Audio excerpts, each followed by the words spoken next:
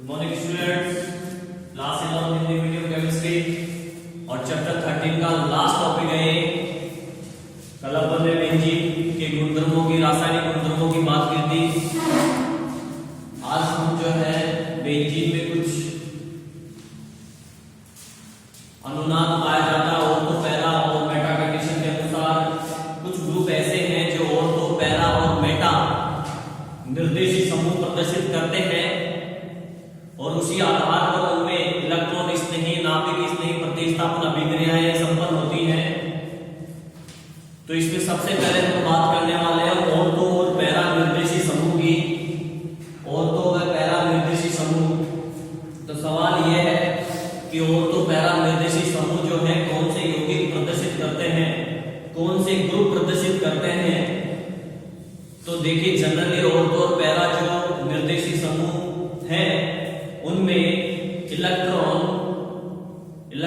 Release करने की क्षमता पाई जाती है। इलेक्ट्रॉन रिलीज मतलब कि इलेक्ट्रॉन देने का ग्रुप पाया जाता है, इलेक्ट्रॉन डोनेट करते हैं वो, ठीक है।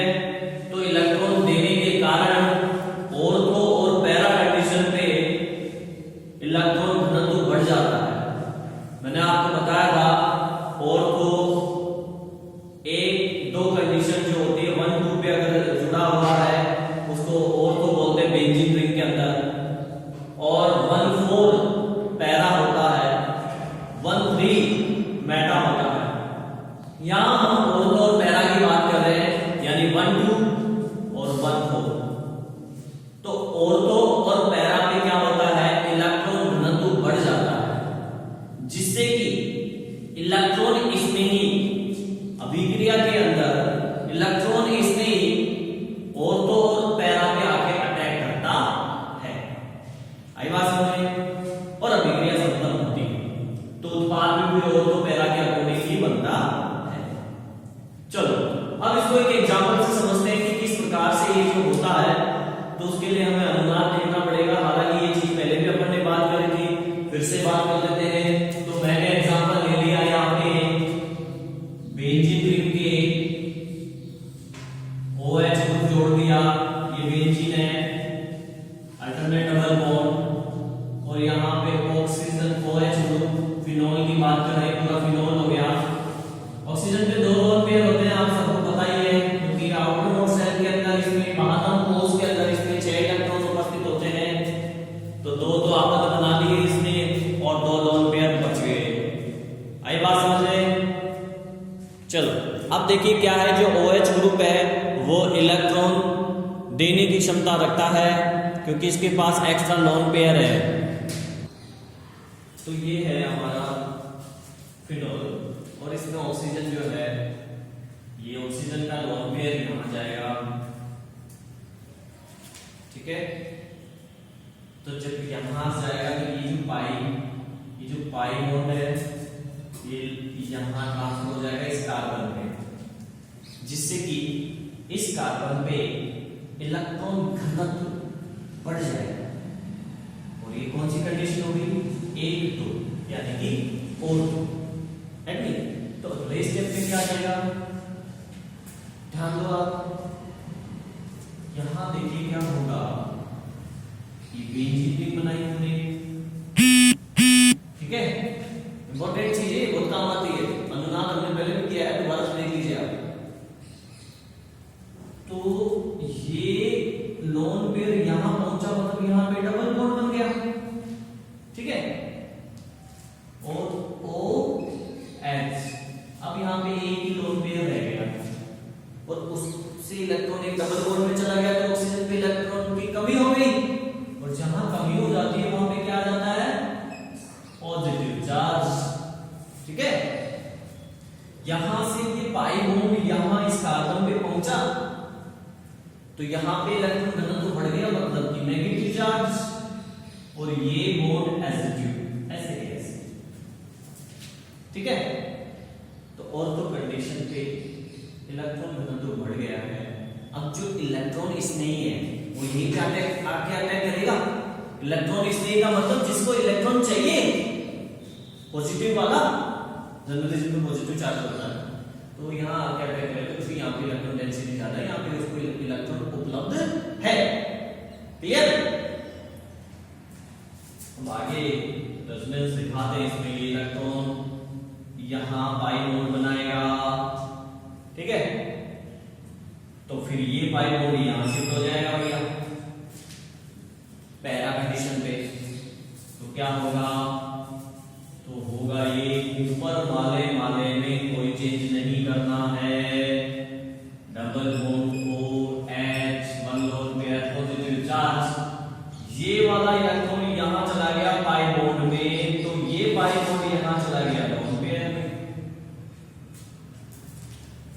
तो ये देखिए 1 2 3 4 पैरा कंडीशन है, 1 4 को पैरा कंडीशन बोलते हैं। पैरा पे इलेक्ट्रॉन डेंसिटी बढ़ गई, तो इलेक्ट्रॉन इसने यहां पे अटैक करेगा, आई बात समझ रहे? और ये जो बॉन्ड है आगे वाला पॉजिटिव है। अब क्या होगा अगले स्टेप में, अब अगले स्टेप में ये इलेक्ट्रॉन्स यहां जाएंगे, पाई बॉन्ड बनाएंगे, तो फिर यहां से ये जो पाई बॉन्ड है वो यहां शिफ्ट हो जाएगा, वापस से ऑर्थो पे चला जाएगा, तो ये हो जाएगा double bond OH lone pair positive charge and ये आ गया आपका sp बॉन्ड, ये बॉन्ड यहां चला गया और ये हो गया यहां पे। आई बात समझ रहे? अब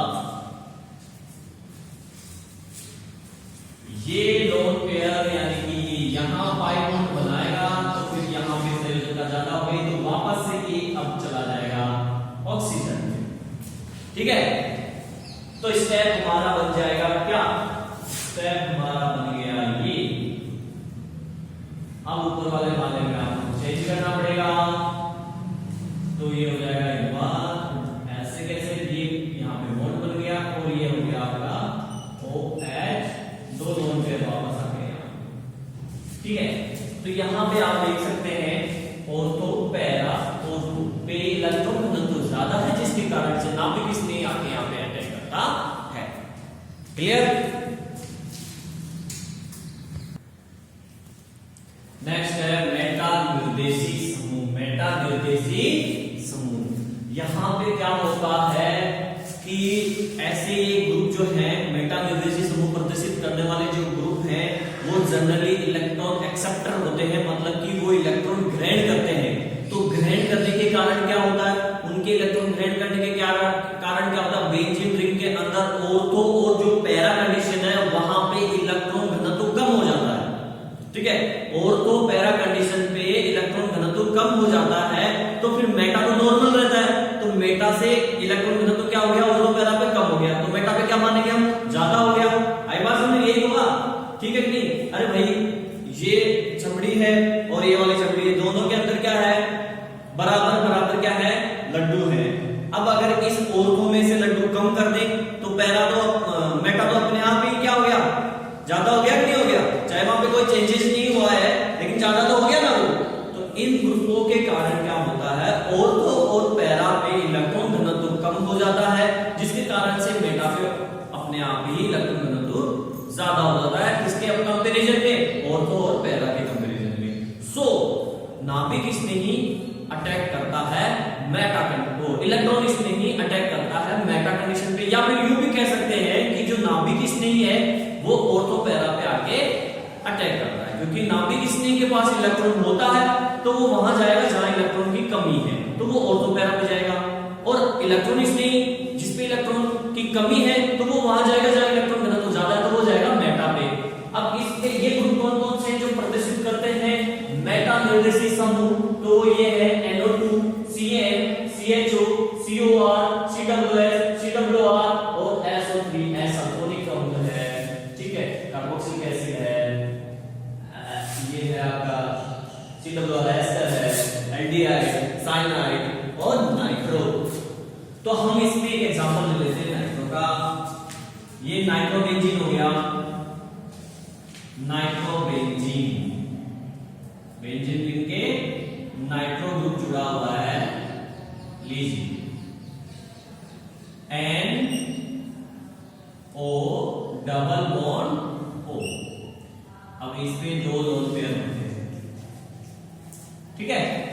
नाइट्रोजन की वैलेंसी 3 होती है, 1 2 3 बनती है, इसलिए इस ऑक्सीजन को कोऑर्डिनेट बॉन्ड यानी कि सहसंयोजक बंध द्वारा इसने जोड़ा है। आई बात समझ में? अब ये इलेक्ट्रॉन एक्सेप्ट कर रहे हैं, तो यहां से ये पाई बॉन्ड जाएगा यहां पे लोन पेयर के रूप में, जिससे ऑक्सीजन पे नेगेटिव चार्ज आ जाएगा। तो अभी इसमें इलेक्ट्रॉन कम हो गए क्योंकि इस पे पॉजिटिव चार्ज आ गया, क्योंकि यहां का इलेक्ट्रॉन यहां चला गया है।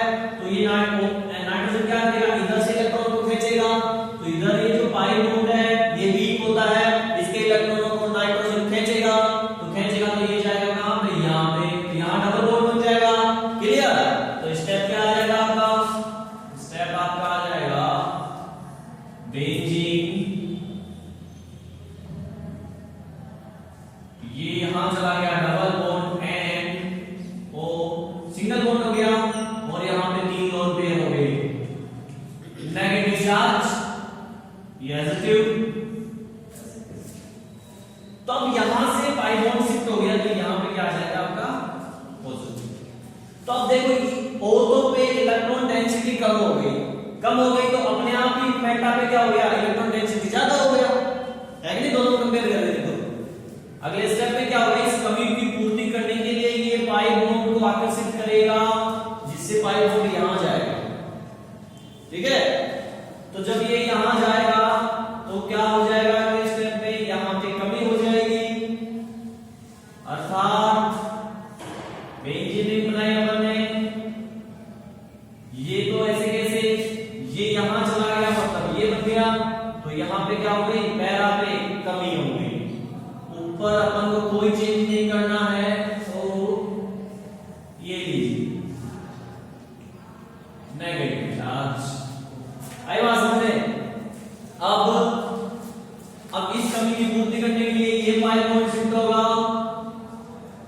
तो क्या आ जाएगा, स्टेप आ जाएगा आपका ये, यहां पाई बॉन्ड आ गया, ये एसिड हो, तो यहां कमी हो गई इलेक्ट्रॉन की, और तो फिर वापस से nitrogen single bond oxygen negative charge. आई बात समझ में? अब अगले स्टेप में देखो क्या होने वाला है, इस कमी की पूर्ति करने के लिए वापस से ये पाई बॉन्ड शिफ्ट हो जाएगा यहां पे, तब यहां कमी हो जाएगी, यहां कमी होगी, तो वापस से ये लोन पेयर यहां शिफ्ट हो जाएगा। ठीक है? तो ये स्टेप यहां लिख रहा हूं मैं, ये लीजिए एसिड बॉन्ड, ये पाई बॉन्ड यहां शिफ्ट हुआ, यहां सिंगल हो जाएगा एन ओ, यहां डबल हो जाएगा, लोन पेयर चला गया, यहां दो बचे। ठीक है? तो ये बन गया मेटा निर्देशी समूह। मेटा निर्देशी समूह दर्शाने वाले ग्रुप है ये। आई बात समझ में? ठीक है? इसके अलावा इस चैप्टर का एंड होने ही वाला है, इसमें इतना सा छोटा सा टॉपिक है, कैंसर जन्य यौगिक। ठीक है? विषाक्तता बोल दीजिए। कैंसर जन्य का मतलब है कैंसर उत्पन्न करने वाले। सुन लीजिए थोड़ी छोटी सी चीजें, जो बेंजीन के कुछ यौगिक हैं, बेंजीन एरोमेटिक कुछ कंपाउंड है, जो एक से ज्यादा बेंजीन रिंग उपस्थित होती है इनके अंदर, 4 हो सकती है, 5 हो सकती है, तो एक से ज्यादा बेंजीन रिंग उपस्थित होती है इन एरोमेटिक यौगिकों के अंदर। ये क्या करते हैं, जनरली पेट्रोल रसायन के अंदर पाए जाते हैं, तो कोयला पेट्रोलियम वगैरह के अंदर ये उपस्थित होते हैं, वहां से किसी ना किसी तरीके से ये हमारे शरीर में प्रवेश कर जाते हैं और हमारा जो डीएनए होता है उस पर प्रभाव डालते हैं, जिसके कारण से हमें कैंसर, विभिन्न प्रकार का कैंसर हो जाता है। इसलिए इनको कैंसर जन्य यौगिक कहा जाता है, और ये एक तरह से विषाक्त है, क्योंकि कैंसर उत्पन्न कर रहे हैं, इसलिए विषाक्त जन्य यानी कि ये जहरीले माने जाते हैं। अगली बात समझें, इसके कुछ एग्जांपल्स आप देख सकते हो, एनसीईआरटी में दे रखे हैं नीचे। आई बात समझें? और अब चैप्टर खत्म हो गया। अगर आपको इससे रिलेटेड 13 चैप्टर में कोई भी प्रॉब्लम हो तो आप कमेंट करके पूछ सकते हैं। स्टडी आपकी चल ही रही होगी। नेक्स्ट चैप्टर हम फिजिकल केमिस्ट्री का स्टार्ट करेंगे। आगे बात समझ में? चलो।